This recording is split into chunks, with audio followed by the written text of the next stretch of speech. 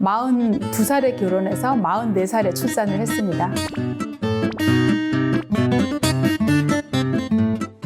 그럼 혹시 제왕절개 수술한 후에 좀 빨리 회복하는 방법이 있을까요? 일단은 이건 의사 입장에서 얘기를 하면 수술하고 빨리 움직일수록 회복이 빠르거든요. 근데 잔인하죠. 수술한 사람을 침대에서 움직여라, 그 다음날 일어나 앉아라, 힘들지만 걸어라, 이런 것들이 환자 입장에서는 너무 힘들고 나를 전혀 배려해 주지 않은 느낌이 들겠지만 잘못하면 이게 유착이 되거든요, 배 안에. 배 안에 흉터를 안 남게 하는 방법은 빨리 움직이는 거예요. 수술한 부위의 유착은 만 48시간에서 72시간 안에 오거든요.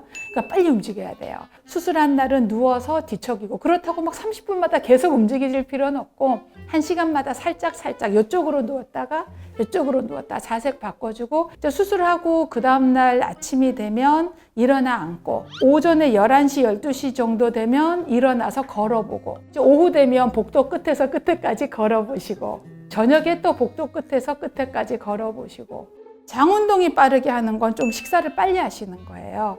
그러니까 특별히 의사가 금식하세요라고 얘기하지 않는다면 수술하고 마취 다 깨면 한 대여섯 시간 지나서 물을 좀 빨리 먹는 게 도움이 되실 수 있습니다. 그리고 옛날에는 가스 나오면 식사를 드렸는데 요즘은 꼭 그렇게 하지는 않거든요. 왜냐하면 수술을 오래 하지 않기 때문에 크게 문제되지 않으면 보통 미음, 죽, 밥 요것도 빨리 이제 드시는 게 회복에는 빠를 수 있습니다. 수술 후에 압박 스타킹을 신게 하거나 아니면 수술할 때도 신게 한다던데 네네. 그거는 왜 그런 거예요? 그게 이제 하체에 혈액순환이 이제 정맥류 때문에 혈전이 올까봐 그러는 거예요.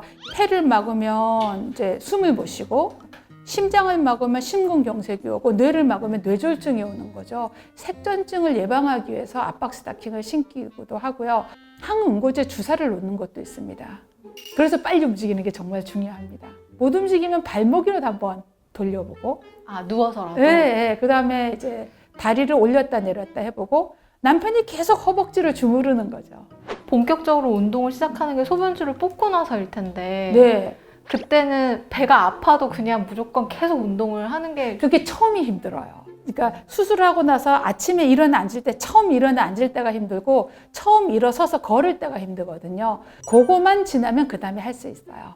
소변을 받아야 되는 경우, 수술 후에 소변을 받아야 소변 되는 그것도 불편하죠. 그때 혼자서 못해서 남편이 도와주거나. 그 이제 소변을 왜 받냐면 수술하고 금식을 하잖아요. 금식을 하니까 이제 병원의 간호 활동에 금식이면 들어가는 것과 나오는 걸 체크해야 되거든요. 섭취량과 배설량을 확인해야 돼요. 그러니까 섭취량이 제일 많은 게 수액이고 배설량이 제일 많은 게 소변이니까 이게 이제 들어가는 것과 나오는 것이 맞아야 되거든요. 그러니까 들어가는 게 너무 많으면 심장에 부담을 줄 것이고, 너무 적으면 환자가 탈수돼서 또 다른 문제가 될 수도 있고, 어쩌면 배 안에 출혈이 많이 돼서 소변이 안 나오는 걸 수도 있고, 이렇게 몇 가지 추정해야 되는 것이 있기 때문에 병원에 입원하면 금식 상태에서 기본적으로 섭취량과 배설량을 확인해야 되니까 이제 소변을 받으라고 하는데, 이게 이제 보통 받는 게 요만한 이제 변기 이렇게 통 주잖아요. 소변통. 이렇게 몇 cc인지 눈금이 있는 요만한 통을 주니까 여자는 거기에 소변을 넣을 수가 없으니까 이렇게 넓적한 데를 변기 위에 깔고 거기다 소변을 누고 그 소변을 따라서 재야 되는 거예요.